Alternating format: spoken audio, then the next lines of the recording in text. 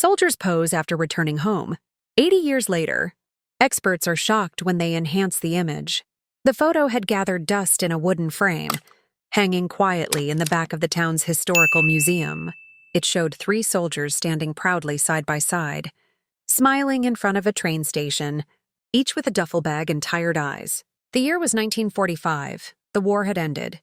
The caption beneath simply read, "Home at last."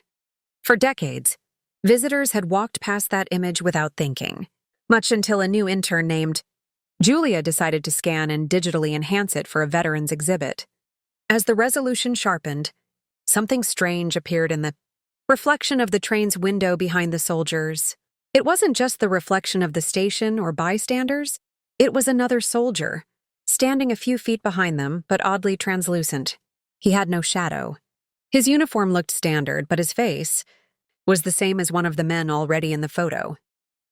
It was impossible. Julia called in her supervisor, who brought in a historian and a photography expert. What they found in the digital layers of the image shook them. There were 2 identical faces in that photo, one flesh and one ghost-like. The museum reached out to the surviving family members of the men in the picture.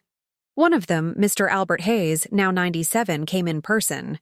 When he saw the enhanced photo, he went pale. "That's my twin brother, Samuel," he whispered. But Sam died in France. He never made it home.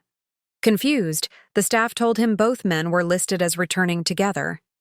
Albert, eyes full of tears, pulled out an old letter he'd kept folded in his wallet for decades.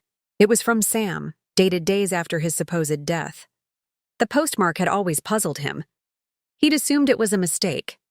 An investigation into military records began, and what they uncovered made the news. Samuel Hayes had apparently survived the explosion that was believed to have killed him. According to fragmented hospital logs found in an old base archive in Belgium, a man matching Sam's description had been treated for memory loss, but what happened after his release remained unknown.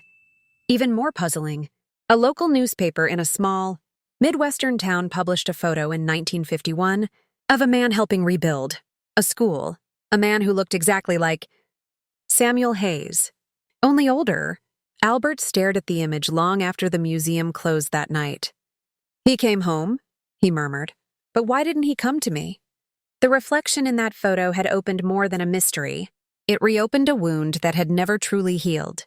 And somewhere out there, perhaps there's still someone who knew what happened to Samuel Hayes after 1945. But for now, the truth remains just out of reach. If you liked the story, comment Part 2 and click the subscribe button to see the next part.